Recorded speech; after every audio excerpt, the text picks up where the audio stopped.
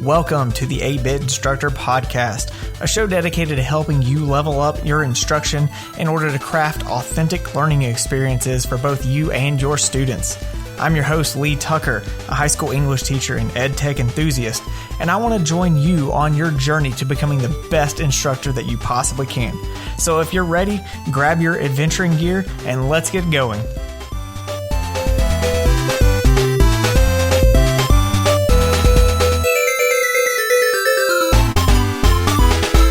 Hey, what's up, 8-Bit crew? Today is Thursday, March 11th, and you're listening to episode 31 of the 8-Bit Instructor Podcast. Thanks for joining me today, folks. I hope you're having a great week. Spring is in the air. It is almost 70 degrees outside today. It's so nice. The sun is out. It's just a wonderful time to be getting away from that cold, depressing winter weather. So hopefully the weather is looking up where you are. I know some areas are still pretty chilly, but at least down here in Georgia, we're starting to see a little bit of warmer weather. If you missed last week's show with John Meehan, make sure to go back and check that out.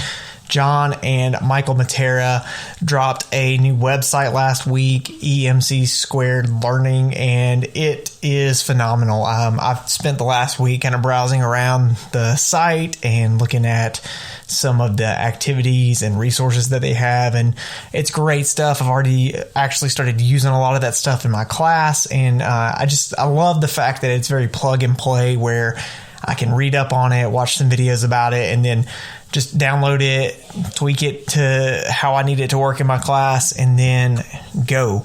So if you haven't checked that out, please make sure to check that out. Listen to last week's episode and then head on over to their website.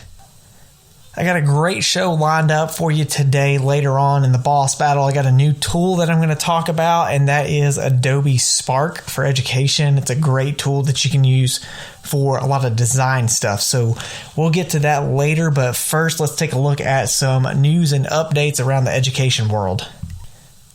So the Formative website has released some new updates. Any school or district that is a partner school district with them is now able to record a video to add to a question or to a content block, and that's in beta right now. So you can add maybe a video explanation or something like that if you are a partner school or district. Another new option that you've got, you can see your student's activity now in Formative. So when you go to a specific Formative and then click on a student's name where you can see all of their information, you'll be able to see information like when they opened it, when they submitted it, when they answered questions. So it kind of date, time stamps it so you can kind of follow their progress, especially if there are any issues with that. Their enhanced PDF file has some new options now. You can switch out an updated version without losing the attached questions, so you don't have to reload questions or retype them in. Also, you can drag and drop questions onto other PDF pages in there. One new feature that I'm really looking forward to is the ability to undo student submissions without erasing their answers. So previously, you could reset their progress and it would erase everything. And I've done that before when I use it as a formative to get students to go back and try something again. But now you can click on the student's name and go into the three dots menu, and you can just click undo submission. So it unsubmits it without erasing all of their answers. So if you want them to go back and double check some of their information, you'll have that available. And the last thing that they're adding is the ability to drag and drop images into Formative. So rather than having to click to upload and all that, you can just drag and drop right in there like you can on most other websites. Google is releasing more updates. And again, if you missed the episode where I talked about all of the updates coming for Google, that was a couple of weeks ago, make sure you go back and check that out. But some of this stuff is starting to slowly get released. So one new thing coming for Chrome is Chrome Spaces. And essentially what this is a revamp of their Chrome profile. So if you have used the Chrome profiles, which is the little kind of circle button up in the top right corner of your Chrome browser, it's going to change soon.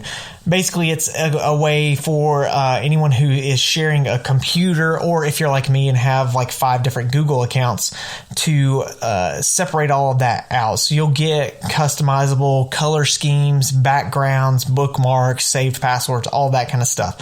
So as you customize your Chrome browser, you don't have to worry about someone else logging in and messing all that up.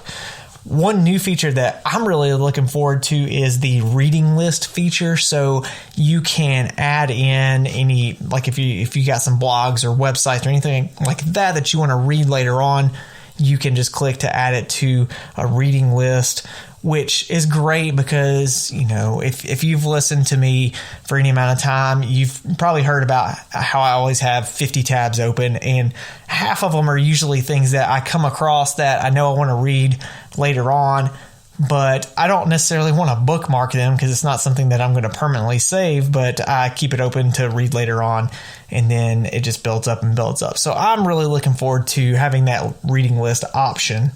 And of course, this syncs across all of your devices, so you can go from your computer to your phone to a tablet or anything like that. Google Books is also going to introduce some new tools to make children's books easier to read. So you're going to have, there's the read and listen option, which will basically read the book out loud to children. And so you can listen to the book read aloud, and you can have the pages turning automatically, or you can do it manually. And also there's going to be a tap to read kid-friendly dictionary. So they can tap on a word to hear it pronounced, and they'll also get kid-friendly definitions along with illustrations for a lot of those. And you can check this out in the Google Play Store or in Google Books. Just look for books that are designated ages 0 to 8. The majority of those will have these tools enabled. And the last update from Google is a Google Calendar update. Now there's the feature to sign in to RSVP to a Google Calendar event via hyperlinks. So if you get a invitation to a calendar and you're not logged into your account, you'll have to sign in order to make sure that you are RSVPing from the correct account. Microsoft is releasing a lot of updates for Teams to help with presentation and engagement in classes that might be taught online. So a few different things that they're going to have. One is called Dynamic View, and this is kind of like automatic, intelligently arranges the content and participants during class. So you'll have like your students and your video or your presentation, all of that will kind of automatically be arranged based on what kind of fits best to help make it easier to see everything that is important. They've also got presenter mode, where educators will have the option of how to arrange video and content, and there's 3 different modes for that. There's standout mode, where you've got the video in front of the shared content. So almost like a kind of like a picture-in-picture maybe, where you are smaller on the screen with your presentation behind you. There's reporter mode, which is essentially kind of like newscast, where the content is going to be used as kind of like a visual aid right above the presenter's shoulder. And then there's side-by-side view, where the video and content are going to be side-by-side next to each other. Also, you've got PowerPoint Live, which will take content, slides, notes, and students, put them all into a single view. Students can navigate the content at their own pace, or they can use a screen reader to kind of access the content. And it allows you as the educator to kind of keep up with who's doing what through all of that. And then there will also be the video switcher, which allows you to kind of change your views. You can have together mode, focus, the gallery at the top, or full screen to help remove distractions. So you can kind of control what students will see at various times to help ensure that they're not getting distracted and able to be productive. Live reactions are going to be available in Teams 2 for students to do, and you can set kind of when they can use those. You'll also be able to download attendance reports after a class, see who was there. There's also going to be a new invite-only option. So this new lobby setting only allows participants who were explicitly invited. So that keeps video bombers out of your classroom. Except, that might be kind of fun, but maybe that's just me. I don't know.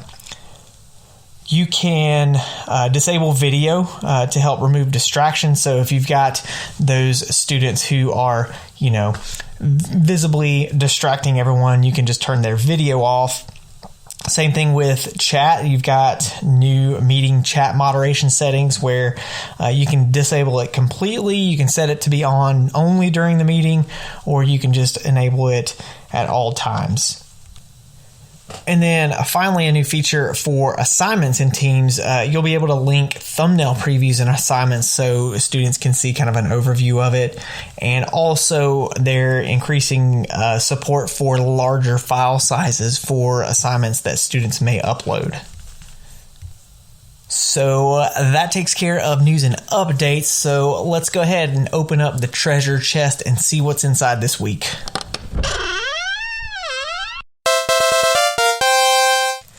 All right, so I got a little bit of wisdom from the Legend of Zelda franchise. If you've listened to me, you know I'm a huge fan of the Legend of Zelda series for lots of different reasons, but this is actually a quote that came from the Twilight Princess game. And the quote from the game says, "A sword wields no strength unless the hands that hold it has courage." And when I heard that when we were playing through it, it really struck me how applicable that is to us as teachers. And, you know, we can give students all the tools, all the skills, all of the just information to be successful, but that success will not happen if we do not encourage them and empower them to use it well. And one of the things that I thought about this week with that is my students in their writing. I've talked to several students this week because they were doing some revisions to improve some writing style stuff. And we talked about a lot of times how they were afraid to try some higher level writing style things because they were worried that it would make their grade lower. And, you know, it always strikes me as weird when a student doesn't want to do something that will help them be better at it because they're afraid of what it might do to their grade. And I think it's a valid fear from them because of the way a lot of stuff is set up.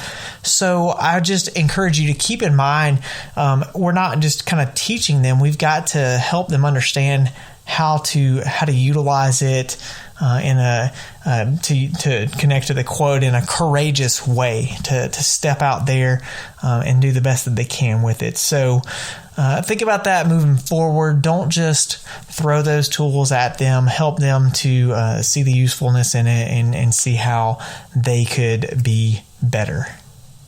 Well, I hope you are settled in and ready to ignite a new flame, because next up we are going to look at how to spark creativity with Adobe Spark in this week's Boss Battle.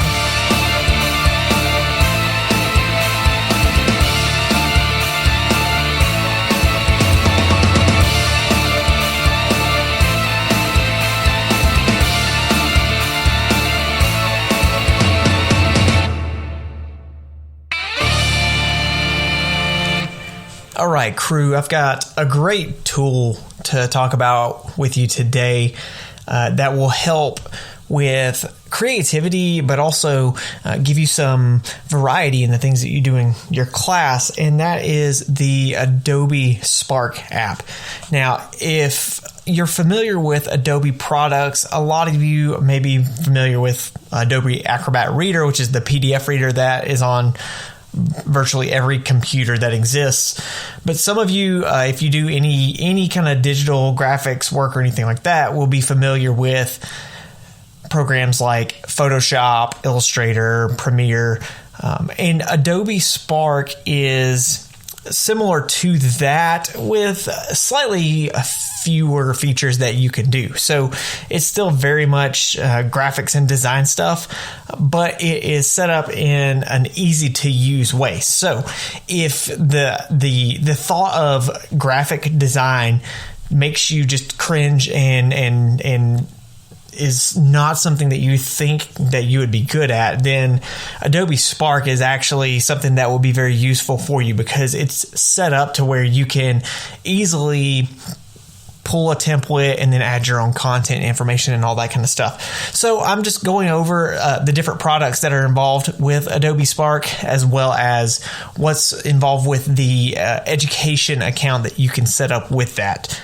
So essentially, there are three main products in Adobe Spark that are full of pre-built, customizable templates. So there's Spark Post, Spark Video, and Spark Page. Now, Spark Post is the one that is the graphics designer.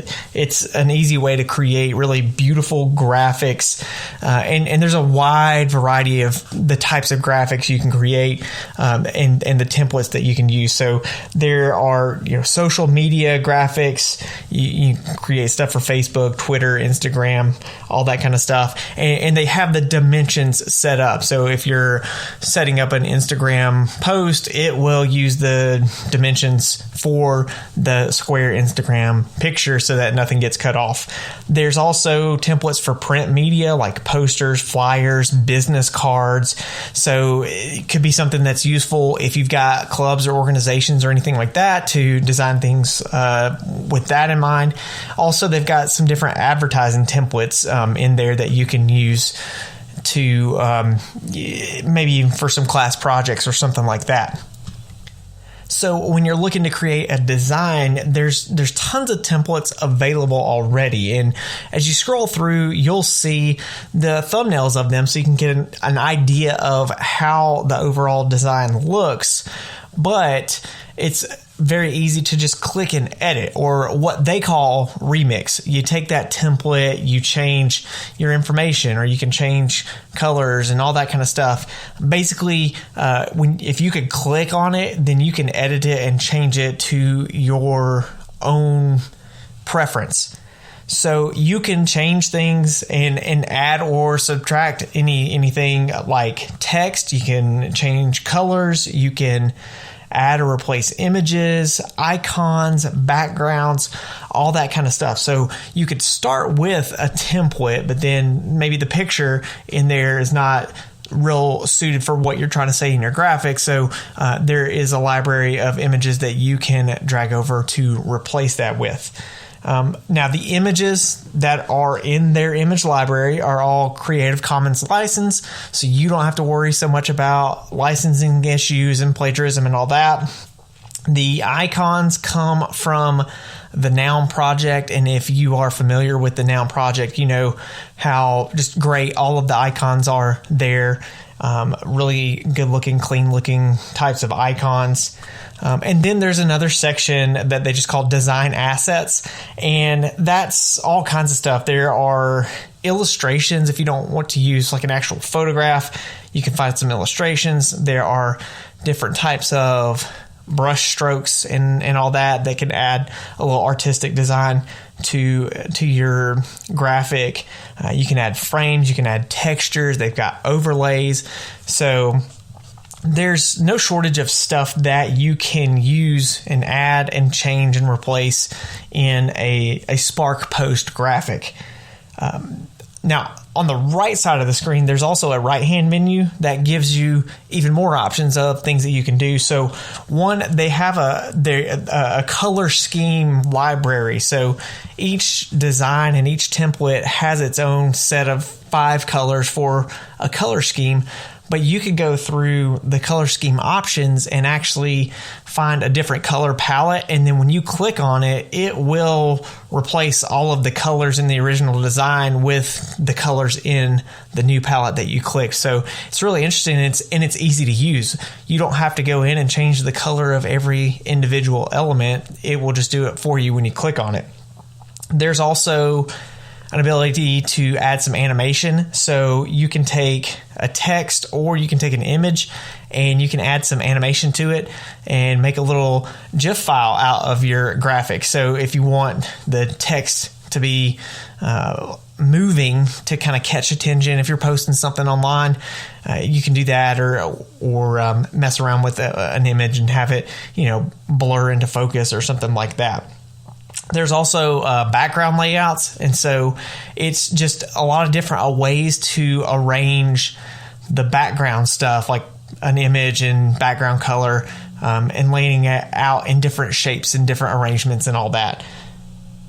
They also make it really easy to resize to different pre-built sizes, and essentially if it's some kind of online something, then you can resize it to that. So, I mean, you've got your obvious, Facebook, Instagram, Twitter, all that kind of stuff, but you can do things like YouTube banners and channel artwork. You can do Twitch banners. You can do all kinds of stuff. I skimmed through. I'm not sure if they've got a Google Classroom one that yet, but maybe they do. But those dimensions seem to change a good bit, so maybe that's why they don't have that on there.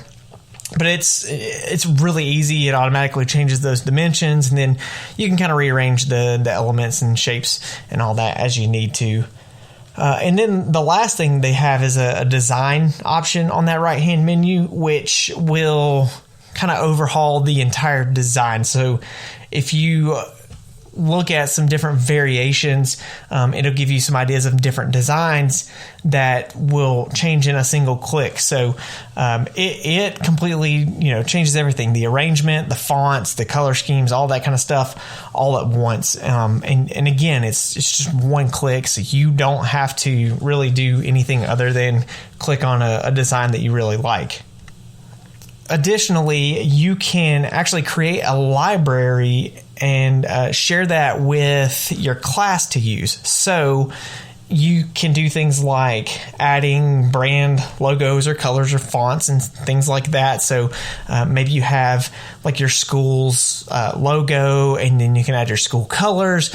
So then if students are doing stuff, they've got that library that they can always go to, so they don't have to figure out what's the hex code for the different colors and all that. It'll just be right there that they can use. So that's really cool, and that's really easy.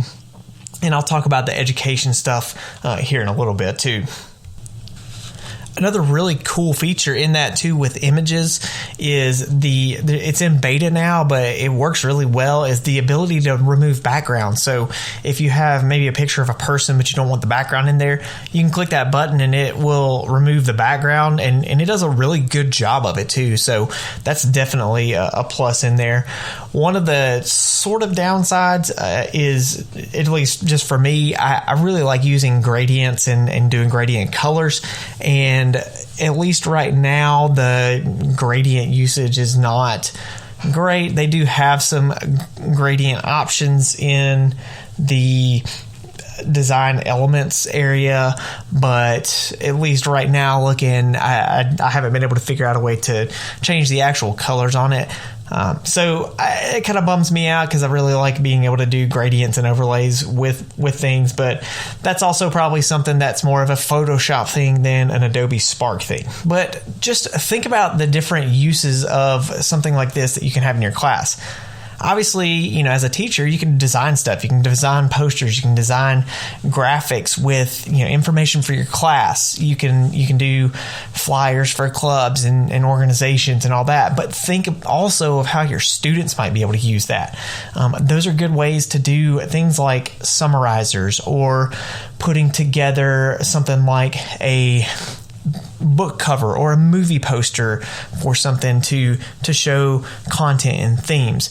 If you're in some of those different subject areas, history, you can have them design like a propaganda poster connecting some times in history or anything like that. So I think it really opens up the ability to give students something to do that's a little bit more than just writing a paragraph or an essay or something like that. They can really get into some of those critical thinking skills, and it's definitely not to replace some of that stuff. I just think that it is a great way to enhance some of those things that you're doing in class, to give them that little bit of a creative outlet as well, so that they can make it their own, and they can take the information that they're learning and process it and then explain it in a different way.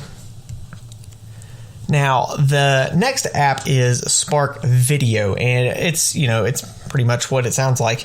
It gives you templates to be able to create beautiful videos from scratch, or using template video storyboards that will help you put the information together.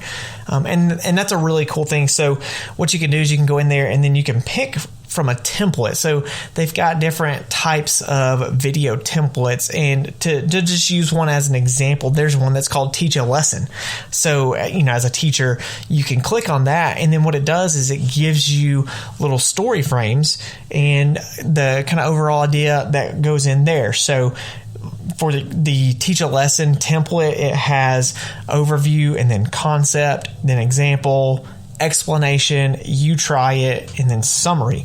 And then what you can do is you go into each of those little storyboard sections. You can add in a video or text or photos or icons into each one, and then you can record an audio voiceover to play during that segment. And then you even got some different layout options. You can have full screen. You can do split screen, where maybe one half is video and then the other half is some text, or one half is a photo and then the other is an icon or something like that. There's a caption where you would have kind of like the full screen video or image or whatever, and then a caption underneath it, or a title and text kind of thing too. So for each of those little video segments, you would be able to do that. So maybe for the overview, you show an image of the concept that you're teaching, and then do a short little voiceover where you give a general overview of the lesson. When you move in over to maybe like the example section, maybe it is a video or a screencast of you actually working through a math problem, say, and then you can record a voiceover explaining the thinking process that goes along with it, and then do an explanation video on top of that, and then you try it, give them a problem to do on their own, and maybe even follow that up with the kind of an explanation of how to work through that problem, and then kind of summarizing it. So it's really cool. Like, it gives you those prompts to use. There's one that I really am looking forward to using in my class, in my literature class. It's a hero's journey video, and so it's a really great way to take maybe a character from a story that they've read and have them explain how that character has gone through the hero's journey process. But then they are also, it's not just a text-based thing. They're adding images, video clips, and their own kind of voiceover explanations as they go along. You can also choose like a theme for the video, so it sets up colors and texts and all that kind of stuff, fonts and all that for the video. And then there's two different size modes. You can do a widescreen version, or you can do a square version if it's going to be for maybe social media or something like that. And then you can also add background music. So they've got a little library of music that you can use and put into the background that goes along with your voiceovers and your video and all that kind of stuff, to just add to that mood and that overall feel. So what you're looking at is, when maybe students are watching your lesson video, or when students are creating something, it's a complete sensory kind of experience. It's, they're hearing the audio, they're seeing the visuals, they're, feeling the music, and it all kind of combines together. So Spark Video, like, it's really great. And I did an example video for the training course that I did. And, it honestly did not take me long to put the video together at all. And it came out looking really nice. So definitely check that one out. And the last one I think is probably my favorite one in the Spark suite, and that is Spark Page. And essentially what that is that allows you to create web pages that really look amazing. So you can create a web page. There's some templates that you can use, but really that one's pretty easy to start from scratch. And you can embed these anywhere. So if you have a Google site or maybe a WordPress site or something like that, you can take what you create in Adobe Spark page and then you can embed that somewhere else. Some of the templates that they have, for example, are a photo journal, a newsletter, a portfolio. So you might do a class newsletter and you can use that and it will create it for you. Or one of the things that I am looking forward to using at the end of this year is using the portfolio one to have my students do a end of the year portfolio where they look back at all of the work that they did for the year and reflecting on it. But it's easy to kind of import and embed all the stuff from their Google Drive right in there, and then they can do videos and all that kind of stuff to go along with it. So you start with a title and an image, so you can add a background image for that kind of header of the web page and add the title and all that. And then it's just simply as you scroll down, it gives you the option to add more content. So you can add, buttons that link to other sites. You can embed videos if you've got some that are recorded or something from YouTube or anything like that. You can add photo grids, which are great for maybe like art projects to look at art portfolios or anything like that.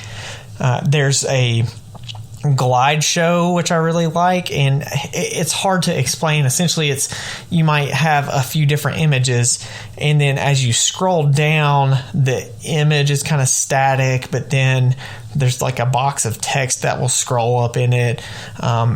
You've seen them before on websites, but I don't really know how else to explain it. But the glide show is a really cool effect that you can do. And then obviously there's a split layout where you can have a picture on one side, text on the other, or anything like that. So you can take all of this, you can choose from a few different themes, and put it all together. And it just, like I said, you add more content underneath until you're done. And one of the great things about this is on the Spark page, it will actually add any licensing information at the bottom of the page. So any of the images that you import in or anything like that will go in at the bottom, and it just says, this page contains works from, and it'll have all of the information there, which is really great, especially trying to teach students some of that digital citizenship types of stuff, showing them where to find that and all. But when you're done, you just publish and share, and you get that link. And like I said, you can embed it in another website. You can send the link directly to other people. So if you're using it maybe for a weekly newsletter, you can just send the link to the newsletter and people can click it, open it up, and see how it works. You can also print this out. So there's, a printable version of it. And you can, new feature, you can send it to your Google Drive. And so maybe you send it to your Google Drive and then you can add that to your Google Classroom or something like that.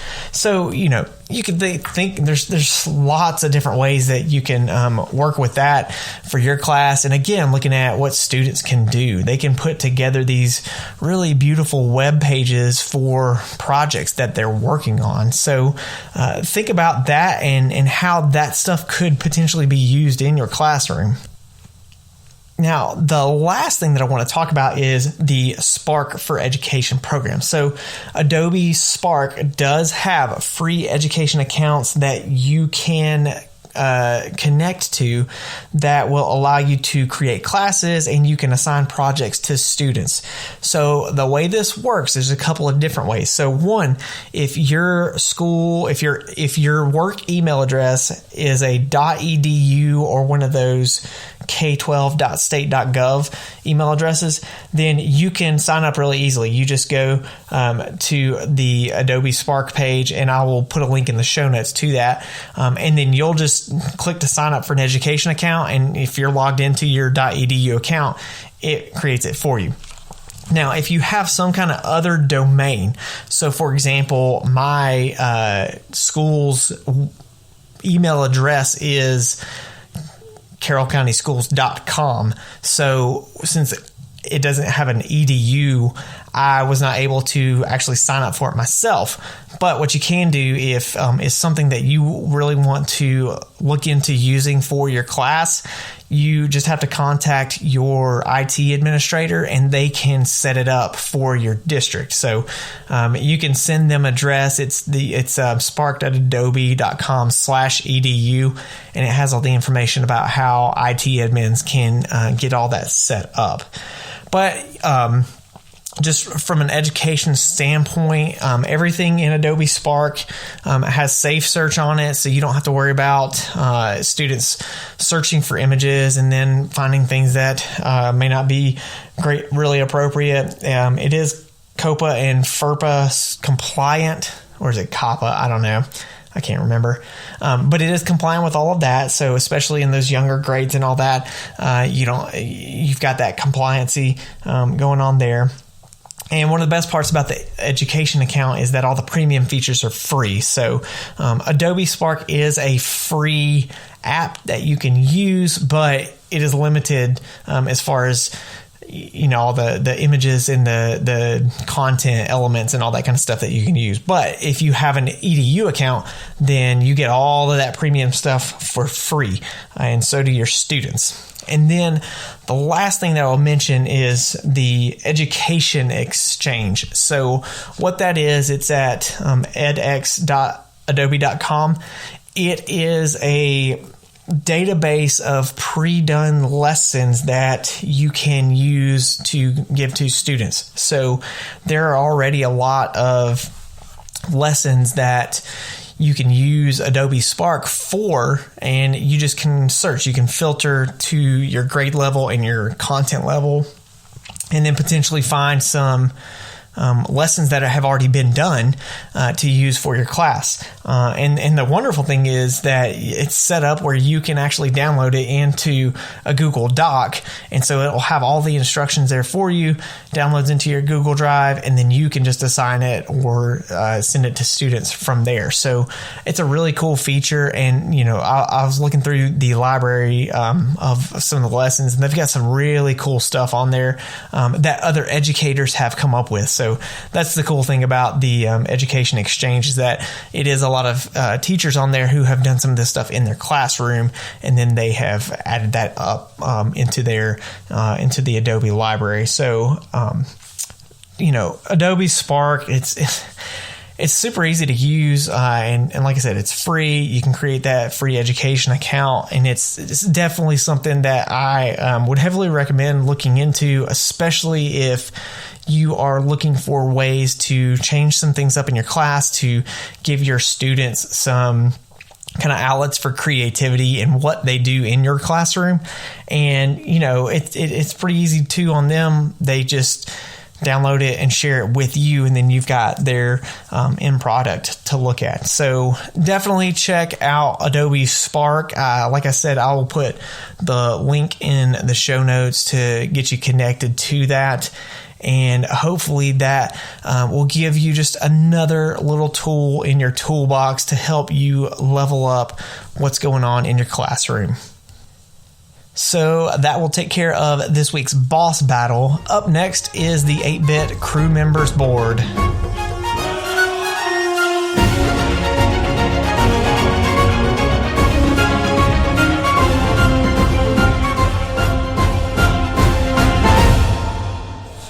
All right, crew members, hopefully that discussion was able to ignite some ideas for things that you could use in your class, which brings me to this week's question of the week. And what I would really like to know is, what is one way you think you could use Adobe Spark to add a little creativity to your classroom? So I talked about a few ideas that I come across. I'd like to know some of your ideas as well. Make sure to check out Adobe Spark online. Check the show notes. It's just spark.adobe.com, and get involved and work on adding some creativity to some of those assignments and projects that you do in class. Well, that will just about do it for our time in this episode. Thanks so much for listening. Hopefully you got something that you could take with you. And make sure to subscribe wherever you listen to your podcasts. You can subscribe on Apple, on Google, Spotify, Stitcher, anywhere. And then, of course, make sure you share the show with someone else who you think may benefit from listening. Make sure to connect with me online. I'm on Twitter at Comic Socks, and you can always use the hashtag 8BitCrew.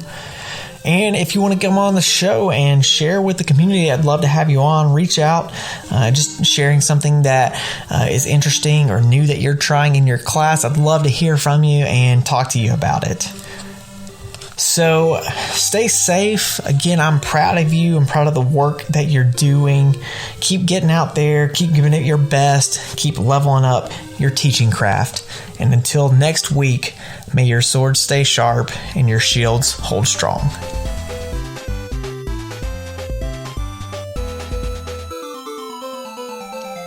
Thanks so much for listening. Be sure to subscribe wherever you get your podcasts, and check out the 8-Bit Instructor YouTube channel for EdTech tips and tutorials, as well as other content on my website, 8bitinstructor.com. And of course, don't forget to follow me on Twitter at Comic Socks and use the hashtag 8BitCrew. See you next week.